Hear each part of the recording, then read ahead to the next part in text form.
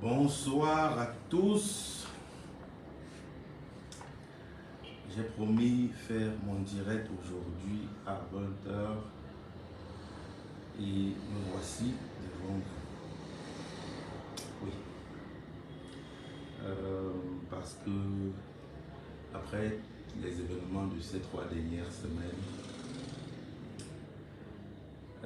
c'est la deuxième fois que je prends la parole concernant les plaintes à mon endroit. Donc, il est important que je clarifie certaines choses et que je reconnaisse mes torts où j'ai fauté. Voilà. Donc, merci déjà pour le soutien. Tous ceux qui m'ont appelé, qui m'ont soutenu, merci. Merci. Merci aussi tous ceux qui ont tiré sur moi, m'ont permis de voir certaines lacunes que j'avais. Parce que certaines personnes disent tout ce que Dieu fait est bon, et d'autres disent, moi je dis, tout contribue au bien. Voilà, parce que vos critiques m'ont aidé, vos insultes m'ont aidé, vos encouragements dans mon travail m'ont aidé. Je vais d'abord commencer par dire, avant d'attaquer le cas de Lisette Ndian, je vais d'abord demander pardon à toutes les mamans, tous les papas, tous les frères et sœurs qui, à travers Facebook, j'ai choqué quand j'ai fait la vidéo dans mon salon avec mes comédiens derrière. La façon avec laquelle j'ai parlé n'était pas bien, je le reconnais. Je vous demande pardon à vous. J'ai déjà demandé pardon à mes comédiens. Et c'est sur Facebook que je vous ai choqué. Et c'est sur Facebook qu'il faut que je vous dise, je suis désolé. J'étais dans un état d'esprit ce jour un peu pas bien. Pourquoi? Parce que vu les accusations portées à mon endroit, j'étais pas bien. Même comme je faisais pareil, je voulais faire voir autre chose, puisque je suis un homme qui n'aime pas montrer qu'il est faible. Mais ce jour, les premières accusations à mon endroit portées par mon ancienne actrice m'ont choqué, m'ont vraiment choqué. Et ce jour, j'ai dit à mes comédiens qui sont de seconde zone, après Laetitia, et que c'est Laetitia que je vais, même si c'est vrai que c'est Laetitia que je mets en avant, je ne vais pas le leur dire comme ça. Beaucoup de grands frères me l'ont dit à travers des vidéos, beaucoup de grands frères me l'ont dit, beaucoup de grands frères m'ont appelé et me l'ont dit. Je n'aurais pas dû faire ça, je suis désolé, je vous demande humblement pardon. Vous savez, il y a un adage qui dit, l'homme n'est bon, c'est la nature qui le rend mauvais. C'est pas pour dire que je suis un homme mauvais, mais c'est pour vous dire ce que j'ai traversé, moi, mesdames, pour être l'homme que je suis aujourd'hui. Je n'ai pas eu que des fleurs sur mon chemin. J'ai créé le Business Comedy Club en 2012. Le chemin n'a pas été facile.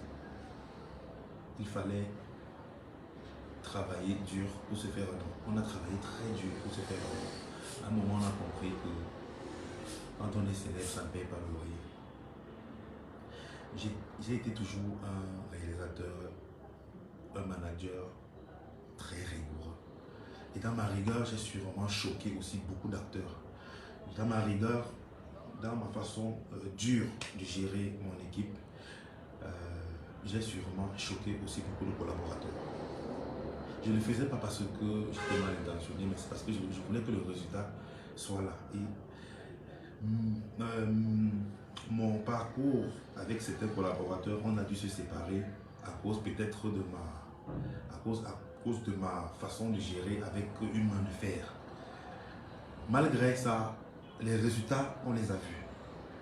Et c'est parce que c'est ma rigueur qui a fait que ces résultats soient là. Peut-être je n'ai pas utilisé parfois les bonnes méthodes, mais Si j'ai choqué aussi certains collaborateurs avec qui j'ai fait chemin, je vous demande pardon. Je le faisais juste pour que le travail se passe bien. Parce qu'on est dans un pays où, quand on est star, c'est pas ça qui paie le loyer. Ailleurs, la stamina paie le loyer. Mais ici, c'est la stratégie de la stamina qui paie le loyer. On est dans un pays, où les célébrités meurent de faim parce qu'ils demandent la cotisation. J'ai vite défini comme ça. C'est pour ça que j'ai été très rigoureux. Je vous demande pardon si je vous ai choqué. Mais je le faisais. J'ai été rigoureux parce que je voulais que le travail se passe bien. Ce jour-là, donc, pour revenir à cette soirée, j'étais accusé par mon ancienne actrice qui a été éjectée de mon équipe parce qu'elle s'est mal comportée.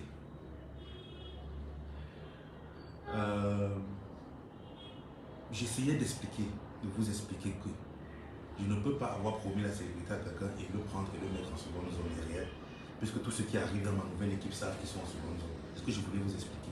Je ne peux pas promettre la célébrité à quelqu'un et mon émerveille et la prendre et la mettre en seconde zone derrière ma femme. C'est pas logique. C'est ce que je voulais expliquer et j'ai été froid. Je vous ai choqué, je vous demande pardon. Voilà. Pour attaquer maintenant le cas de Jean Lisette. Au courant 2019, je suis un homme électron libre. Je ne suis pas en couple. J'étais plus déjà avec la mère de mes jumeaux parce que la vie nous a séparés.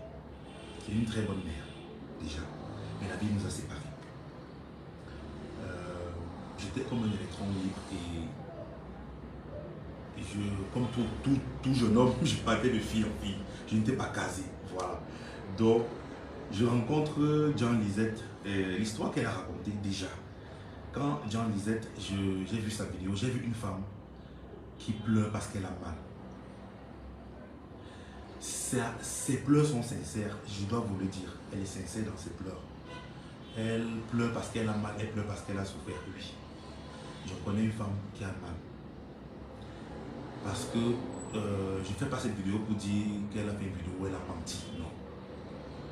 Je l'ai rencontrée courant 2019. J'étais libre, électron libre. J'étais de fille en fille, comme tout homme. Je suis arrivé chez DJ Cerveau parce que je partais à Douala toutes les 2 semaines ou une fois par mois parfois pour travailler sur le concept Gloria. Parce que c'est moi qui réalisais à cette époque-là. Chez DJ Cerveau, j'ai rencontré cette fille. Et on a commencé à flirter ensemble. Et à la même période, Laetitia Ndiassi, que je connaissais depuis 2015, fin 2014, nos chemins se recroisent et on commence à sympathiser. Pendant que Laetitia et moi, ça devenait plus sérieux, avec Lisette, j'ai commencé à prendre du recul. J'avais une relation avec elle, c'est vrai. J'ai commencé à prendre du recul du côté de Lisette. Ça ne passait pas bien. On s'entendait pas bien parce que c'était une fille qui était bien dans cette relation et moi je commençais à prendre du recul. Donc quand Lisette m'appelle pour me dire qu'elle est enceinte, ça faisait peut-être déjà 3 semaines, 2 semaines, c'était trop. On ne s'était pas vu. Je prenais du recul, plus qu'avec Lisette, comme ça commençait à devenir sérieux. Elle m'appelle donc un jour, elle me dit qu'elle est enceinte. Curieusement, je lui ai dit, ce jour au téléphone, notre relation ne bat plus de l'aile. Je te l'ai dit il y a 1 semaine ou 2 semaines quand on s'est parlé et que j'étais en train de vouloir déjà qu'on arrête. Et tu m'appelles là maintenant parce que tu as vu sur mon statut. Elle a dit dans sa vidéo qu'elle a vu dans mon statut ce même jour qu'elle m'appelle pour dire qu'elle est enceinte. Je suis à l'hôpital, on est en train de me prendre un furon. Et l'infirmière me dit tu as accepté une fille quelque part. J'ai dit oh, arrête-moi les blagues et tout. J'ai mis sur mon statut. Et le même soir, elle m'a appelé pour me dire qu'elle est enceinte. J'ai pris ça comme une blague en ce moment-là. J'ai pas pris ça au sérieux. J'ai pas pris l'information au sérieux. Parce que pour 2 raisons, j'étais en train de prendre du recul dans la relation et je lui avais dit 2, j'avais mis un statut où j'étais en train de dire on m'a dit que j'ai enceinte 2 filles et tout. Je lui ai dit tu me dis ça parce que tu as vu mon statut. Elle m'a dit non. Je n'ai pas pris ça au sérieux. Quand elle a insisté, j'ai même bloqué. Je l'ai bloqué. L'idée c'est vous m'a appelé 2-3 jours plus tard. La copine de m'a appelé. Je n'ai pas pris au sérieux parce que je me disais, et ils étaient en train de blaguer. Je n'ai pas pris ça au sérieux, sérieusement. En ce moment-là, je partais plus à Douala parce que j'avais arrêté mes activités. Je ne réalisais plus Gloria, comme série. Curieusement, donc, quelques mois plus tard, Cerveau m'envoie une photo d'elle avec le ventre. Jusqu'à là, je ne prends pas au sérieux parce que je dis arrêtez Cerveau, arrêtez de monter les choses parce que et tout. Entre-temps, Lisette m'a contacté avec un autre numéro et on a commencé à échanger. Je lui ai dit je ne veux pas avoir un enfant. Si tu dis que tu es enceinte, va chercher le père de ton enfant. Je ne sais pas avec moi et tout. Et je n'y crois même pas d'abord et tout. Voilà. Elle ne faisait qu'insister. Et ce qui fait que plus tard, donc, je partais plus à Douala. Donc, tout ça se passe par téléphone. Donc, après 2 mois, après 3 mois et tout.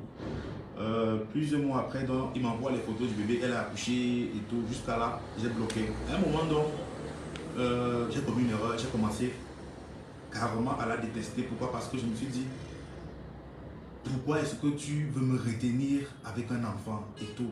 J'ai bloqué depuis le premier appel et j'ai dit je ne veux pas entendre parler et tout. C'était une erreur de ma part. Parce qu'une fois qu'elle a accouché, j'aurais même dû me rendre sur place pour essayer de voir de quoi il est question et vérifier et tout. J'étais à bloquer, j'ai commis cette erreur-là. Ce qui fait que j'ai continué dans ma relation avec Laetitia parce que ça devenait sérieux et tout et tout. Jusqu'aujourd'hui où en ce moment, Lisette avait contacté ma mère. Ma mère m'a cassé les pieds à cette époque-là. Et pour repousser les assauts de ma mère, j'ai dû lui dire des choses qui devaient la décourager à persister dans sa quête. Parce que Lisette l'avait appelé. Ma mère me cassait les pieds matin, midi, soir. J'ai dû lui dire des choses qui ne sont pas bien. Pour la décourager par rapport à ça, parce que je ne voulais pas entendre parler, c'était une erreur de ma part. Quand ça a ressurgi sur internet, ma mère m'a encore appelé, elle m'a dit si tu ne veux pas que je me déshabille, c'est la règle de cette situation. Et tout. J'ai appelé DJ Cerveau hier matin avant son direct, il lui a dit il faut que je parle à Lisette, donne-moi son numéro de téléphone. J'ai été surpris de voir son direct encore à 16h. J'ai fait cette vidéo aujourd'hui principalement pour dire à Lisette, j'aurais dû prendre au sérieux. Au départ, je n'ai pas pris au sérieux. Je pensais que c'était une blague. Donc, je n'ai pas pris au sérieux. Vous tous qui regardez mon quotidien avec la télé-réalité de Laetitia qu'on a lancé, vous voyez comment on vit. J'ai 5 enfants reconnus aujourd'hui. Vous voyez, je m'en occupe. Je m'en occupe quand un père doit s'en occuper. Ce n'est pas un 6e qui devrait faire problème. Mais j'aurais dû aller m'enquérir de la situation quand il était encore temps. Je demande pardon à Lisette. Je vous demande pardon à vous, aux mamans, aux papas, que cela a choqué. J'ai appelé Lisette déjà hier. J'ai appelé Lisette aujourd'hui. On a parlé. Et il est question qu'elle fasse remonter l'enfant et ma maman et moi on ira vers elle. Et je prendrai mes responsabilités. Je vous le promets. Donc, cette vidéo pour vous faire comprendre que j'ai commis des erreurs. Je promets prochainement de séparer ma vie familiale, ma vie professionnelle. J'ai appris de mes erreurs. Je vais séparer désormais ma vie familiale, ma vie professionnelle. Je vais apporter beaucoup de changements dans ma vie familiale. Je vais apporter beaucoup de changements dans ma vie professionnelle. Beaucoup de changements, je vous le promets. Et ma vie professionnelle deviendra désormais plus professionnelle, des acteurs aussi plus professionnels. Je vais changer beaucoup de choses. Voilà, je vous le promets. Cet enfant aura l'amour dont il a besoin.